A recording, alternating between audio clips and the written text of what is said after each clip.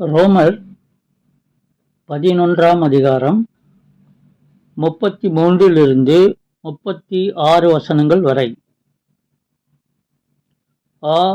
தேவனுடைய ஐஸ்வர்யம், ஞானம், அறிவு என்பவைகளின் ஆழம் எவ்வளவாயிருக்கிறது! அவருடைய நியாய தீர்ப்புகள் அளவிடப்படாதவைகள், அவருடைய வழிகள் ஆராயப்படாதவைகள். கர்த்தருடைய சிந்தையை அறிந்தவன் யார்? அவருக்கு ஆலோசனைக்காரனாயிருந்தவன் யார்? தனக்கு பதில் கிடைக்கும்படிக்கு முந்தி அவருக்கு ஒன்றை கொடுத்தவன் யார்? சகலமும் அவராலும் அவர் மூலமாயும் அவருக்காகவும் இருக்கிறது. அவருக்கே என்றென்றைக்கும் மகிமை உண்டாவதாக. ஆமென்.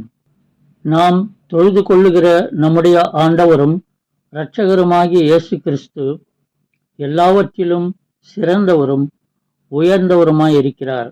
அவருக்கு மேலானவர் எவரும் இல்லை. அவருடைய வழிகள் ஆராயப்படாதவைகள், ஆனால் அவருடைய செயல்கள் அதிசயமானவைகள்.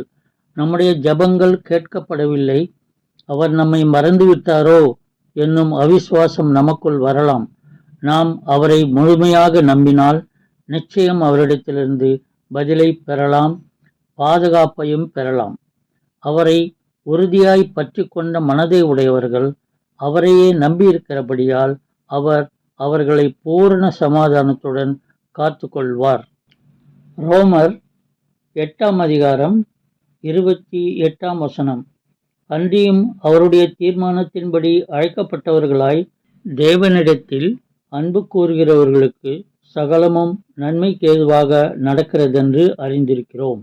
எபிரேயர் 4ஆம் அதிகாரம் 16ஆம் வசனம்.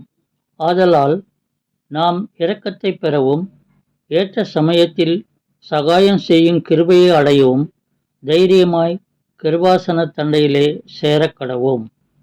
27ஆம் சங்கீதம் 14ஆம் வசனம்.